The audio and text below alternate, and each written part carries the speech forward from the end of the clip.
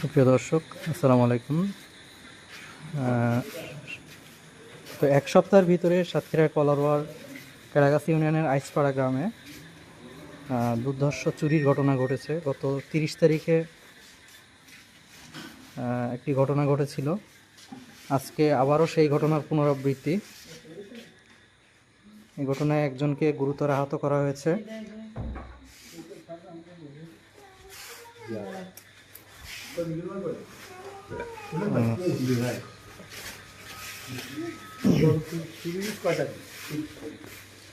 এ বিষয়ে আমাদের সাথে কথা বলছেন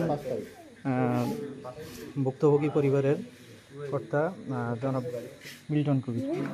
ভাই, ঘটনা কি হয়েছিল একটু বলেন তো। ভাই 30 তারিখে রাত্রির বেলায় ওই ছেলে বৌমা আর ওই বাচ্চা ঘরের মধ্যে ঘুমাইছিল। ওই সময় মনে করেন রাত্রি ঢুকে মানে ঘরের মানে দেয়ালে ইট খুলি ঘরের ভিতরে প্রবেশ করেছে।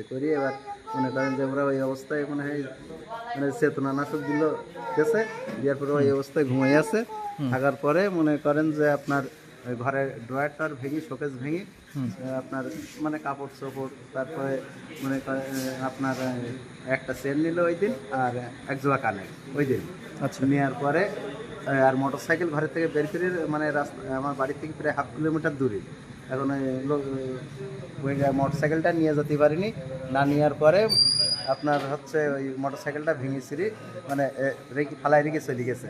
আজকের আপনার সন্ধ্যার সময়, আপনার ঠিক মাগরিবের আজানের সময়, মানে আজানের পরে সেই সময় মনে করেন ওরা ঘরের ভিতরে ঢুকিছে। তিনজনের বোমা টের পেয়েছে, মুখ বান্ধা। সেই অবস্থায় মনে করেন এবার ঘরের ভিতরে ঢুকে মনে করেন আপনার 4 জোড়া কানের নেছে, আংটি নেছে একটা, 2 জোড়া রুলি নেছে। আর আপনার এরকম মানে আমি সব অ্যাকুরেট করে বলতে পারছি না এখন, মানে এইভাবে মানে নিয়ে আর বৌমা যখন ঘরের ভিতরে প্রবেশ করেছে বাইরে থেকে যেই, সেই সময় ওরা মনে করেন কোপাইছে।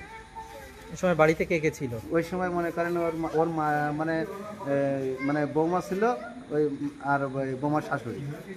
আচ্ছা, এই ঘটনায় থানায় কোনো অভিযোগ দিয়েছেন কিনা? থানায় 30 তারিখের ওই একটা অভিযোগ জমা দিয়ে আছে। 30 তারিখে হওয়ার পরে আজকে আপনার হাসপাতালে আসছে, হাসপাতালতে যাওয়ার পরে আবার থানায় যাব। এ বিষয়ে পুলিশ কি কোনো পদক্ষেপ নিয়েছে কিনা এই পর্যন্ত? পুলিশ গেল বাসায়, বললো যে আপনার আগে হাসপাতালে রুগী ভর্তি করান, হাসপাতালে ডাক্তার দেখান, তারপরে আপনার থানায় আসেন। ঠিক আছে, ধন্যবাদ আপনাকে। সুপ্রিয় দর্শক, আপনারা এত সময় শুনছিলেন দুর্ধর্ষ চুরির ঘটনা। এই বিষয়ে আমরা একটু শোনার চেষ্টা করি। ঘরের ভিতরে গিয়ে আমি কেবল একটা পা দিয়েছি, দেওয়ার পরে আমাদের ঘরের ওই উপর দিয়ে বেরিয়ে যাচ্ছে। আমি বলছি কে কে, যে বলেছি মনে করেন আমার গলায় ছুরি ধরতে গেছে। আমি পিছন দিকে তাকিয়ে যে আমি মানে হাত দিয়ে করতে গেছে, এই পাশটা পাশে মানে হয়ে করেছে। আমি তাল্লা দিয়ে ফেলে আমি দৌড় দিয়েছি, আমার শ্বশুরের ওই দিকে দৌড় দিয়ে পড়েছি। আপনি কি কাউকে চিনতে পেরেছেন? কিভাবে আসছিল তারা? কয়জন আসছিল?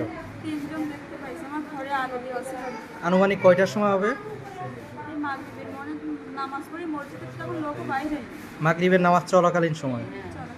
আচ্ছা, এটা কি আশপাশের কেউ হতে পারে বলে মনে হয় আপনার? ধারণা করছেন কি আশপাশের কেউ নাকি বাইরের কেউ হতে পারে? মনে করেন এরা যে গহনা গাড়ি কিনছে, এটা যদি গ্রামের লোক নাই জানবে তো এই ঘটনাটা কি কিনে নেবে, আবার সেই জায়গাতে একই জায়গা। দর্শক, আপনারা শুনছিলেন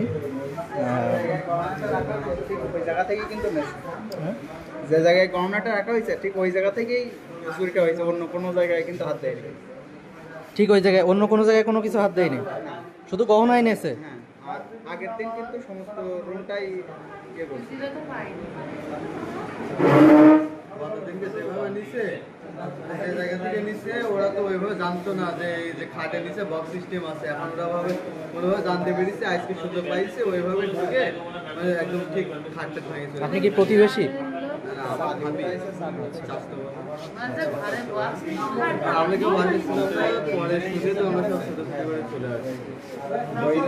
খাটের উপরে হলো ম্যাট্রেস, ওইগুলো উঠাইছে।